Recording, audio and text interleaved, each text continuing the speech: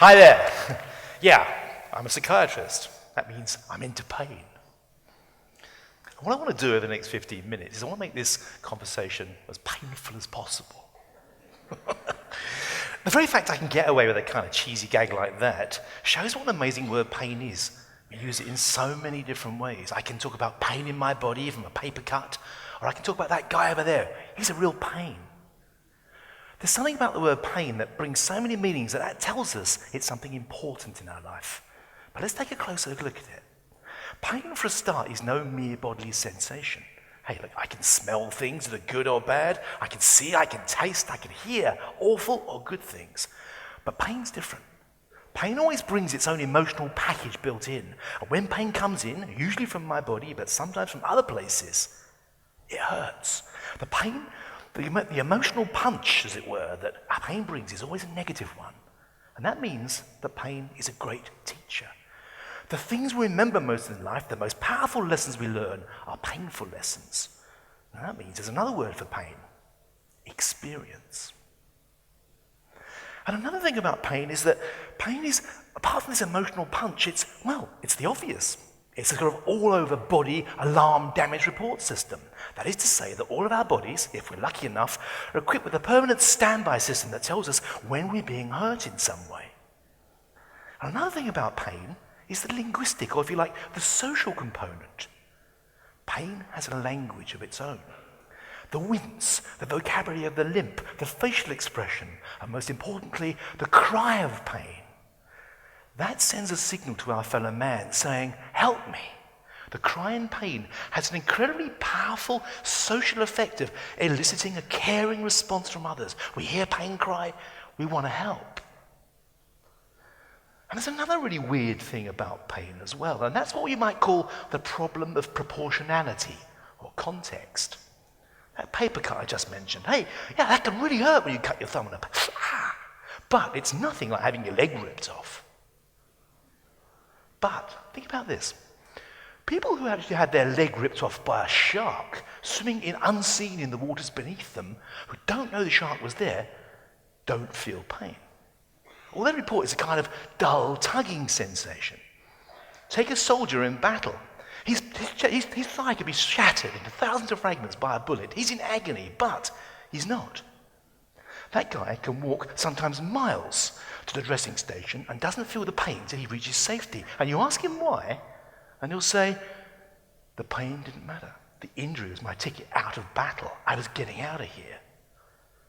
To give a more common example, women who go through the agony, and it is agony, of childbirth, not many of them say, there's no way I'm doing that again. And if they do say that, they very often go on to have another child. If you ask the person, the woman, why she said that, and why she went on to do it, he'd say, because my baby came first, my love and my child. When I felt him on my chest for the first time, there was no pain in that moment.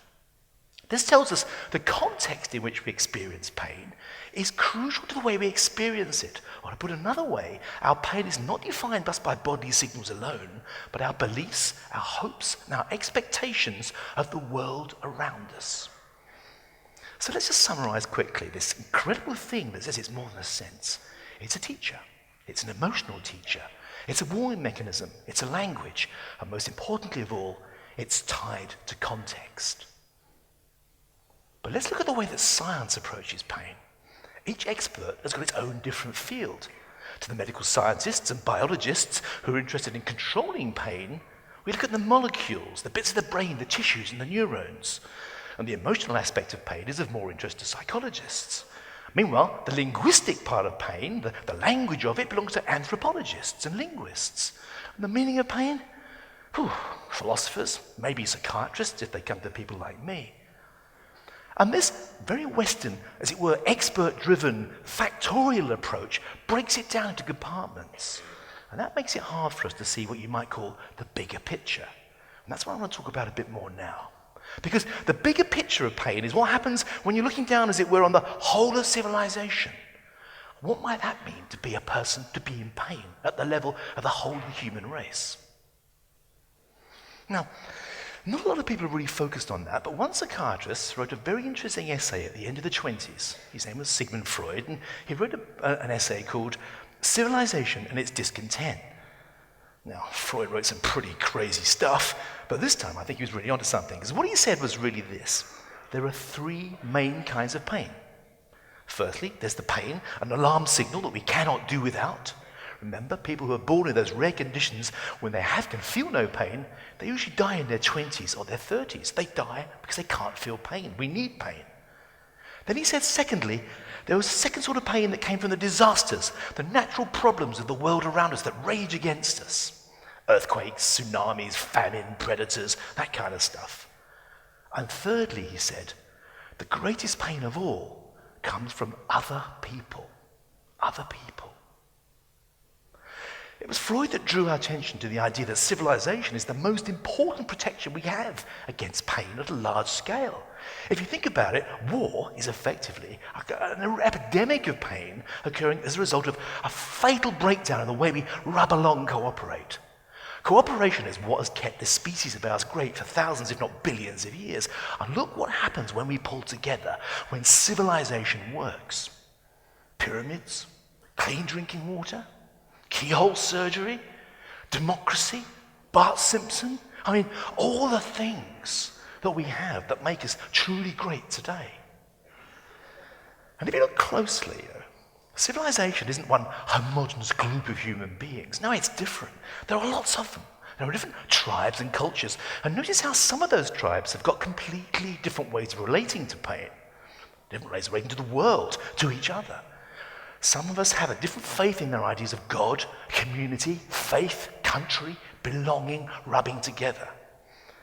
And some civilizations, some cultures, if you like, are starting to go in very different directions. And there's one particular civilization, what for want of a better word we call our civilization, or Western civilization. It's a bit of a clumsy phrase. That is a particular civilization that I think has got some serious problems, and that means our problems. You see, Western civilization has actually started over the last 500 years to do something that no other creature on the planet has ever done. Sure, it's cooperating, but it's made life comfortable. The uncertainty of whether our hopes and dreams will come from God has been replaced by science. By and large, science comes up with the goods. The drinking water. These ideas of medical science and breakthroughs now mean that we are living longer, fitter, some would say healthier lives than ever before. Remarkable things are happening. I can hold an entire gallery or library in the palm of my hand. It seems that life has never been more comfortable for us than it is now. Or has it? You see, that comfort comes at a price. If you think about what's happened as we get more and more comfortable, that means we've got more time on our hands to think about the important things in life. And increasingly, the important things in life aren't God or faith or belonging or community. It's me. And when you think about me, which, let's face it, is so much everyone's favorite subject these days, it kind of creeps up on us, you begin to realize that we're missing out on the connection to more important things. And instead, happiness has become a thing. And the pursuit of happiness is now an industry. And another industry is the opposite direction. It's the elimination of pain. Pain is now the bad guy. Happy, good. Pain, bad. That's pretty much how we're rolling now. So, if you like, we've seen a gradual transition, which is a harmful transition, because we've gone from the very public world, the world of cooperating and rubbing along that's kept us going for thousands, if not millions of years as apes, which is what we are, and we're translating it into a world of the individual here in the West. There's a rather amusing irony that 500 years after Galileo and Copernicus said we were no longer at the center of the universe, we're slapped back in the middle of it again. But this time, as lonely, scared, pained individuals. Now, if you think that sounds a bit rhetorical, a bit dramatic, hyperbolic even, just look at the figures. 6.5, maybe 7 out of 10, that's 70% of people going to their general practitioners in the UK, to family doctors all over the world, do not have anything wrong with their bodies. I know, I'm a doctor, I watch these people. 20% of the people in this auditorium will suffer a disabling depression at some point in their life.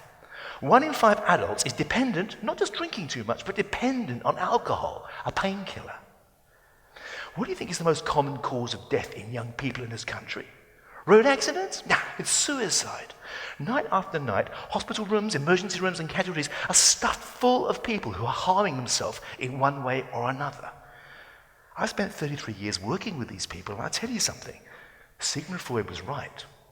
These people are in pain because of other people, the things that have been done to them or not done to them by other people. And this is a bit of a problem, because now pain is the bad guy, not the things that have been done, their world. You see, for thousands of years, mankind has needed not just to have the alarm signal in the body, but its connections to the outside world.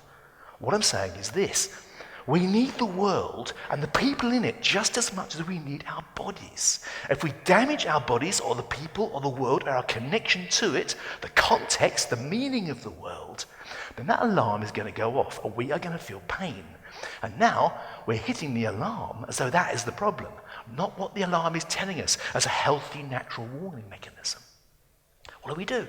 We go to the GP, we get a load of Prozac, fluoxetine, we drink. If we're lucky, we can afford it, we go to a shrink.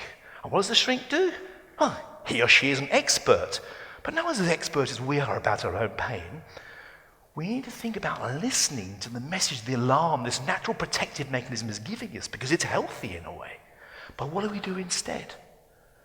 We think of pain instead as some rubbish to be cleared away from the path, the shining path to happiness, as though it's getting away as an obstacle. Viktor Frankl, another psychiatrist who knew a thing or two about pain because he lived through the Holocaust. He was a survivor. He said something very interesting.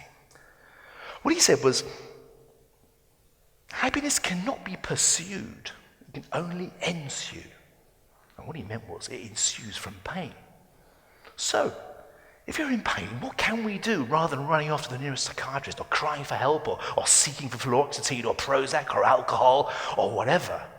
The answer is, if you can, listen to the alarm and stay with it, because it is telling you something very precious and important about your life. That's not going to be easy. It's going to hurt.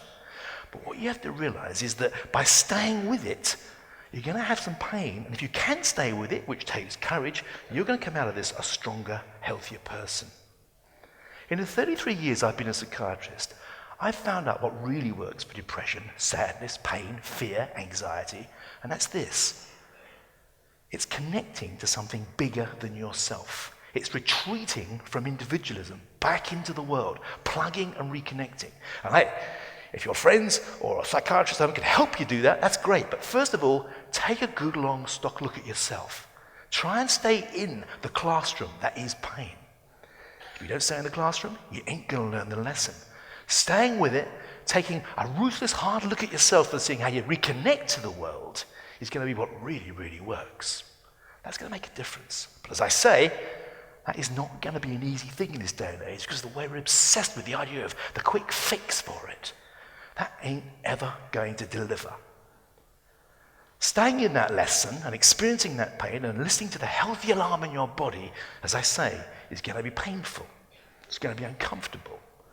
But what we have to do is get our heads around the idea that we need to be comfortable with the idea of being uncomfortable. Thanks.